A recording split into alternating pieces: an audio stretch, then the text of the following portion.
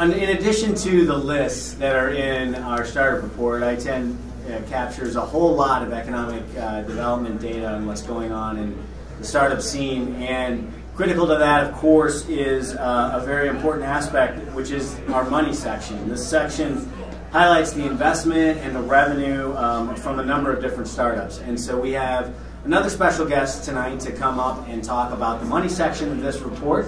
Please welcome Jim Vonderheid to the podium. Jim is our vice chair at ITEN and the president of Data Ventures. Jim? Well, it's all about money, and it's always very difficult to find. One of the things that's exciting about what's happening here in St. Louis is we are hopefully, in the money world, trying to keep up with the rate of innovation and the growth of these startup companies. And one of the first important slides on this will be how much money? There we go. Money invested in ITEN startups has gone from 66 million to 155 million in just 1 year. That's almost 2.5 times the amount of money.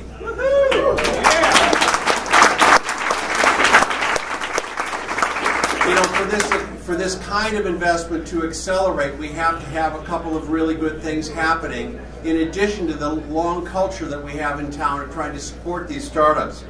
And we've had a couple of important exits that have fueled this, and that's always a great sign for the economic opportunity, proving that early stage investment is really viable.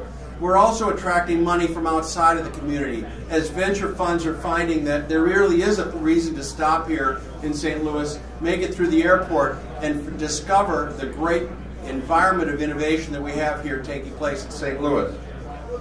Our deal flow is coming from money outside of this community, and it is generating tremendous interest across the country. And one of the reasons that that's happening is the businesses that are being formed under the ITEN mantle are actually generating material revenue. In fact, they're generating $7.5 million in revenue a month. Almost $100 million a year is being generated by these companies. Now, I know that as an entrepreneur, it's really hard to face up to the marketplace and realize how difficult it is to find that money that you're looking for. But I can tell you that those of us who are trying to enable this all to happen, that it's our goal to stay ahead of you and to make sure that for those businesses that deserve to be funded, that we in St. Louis have a platform to support you and make sure that we're staying ahead of you with the investment resources to help you continue to build your business here in St. Louis.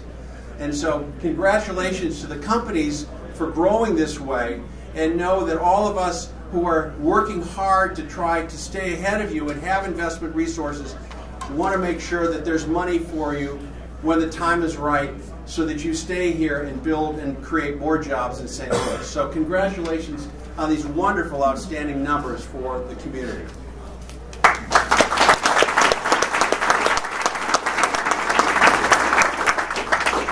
Thanks, Jim. That's a section of our report that continues to get more robust year in and year out, and watching that closely is really important for us, and something that is a good metric of how we're doing as a community in creating more ventures like this.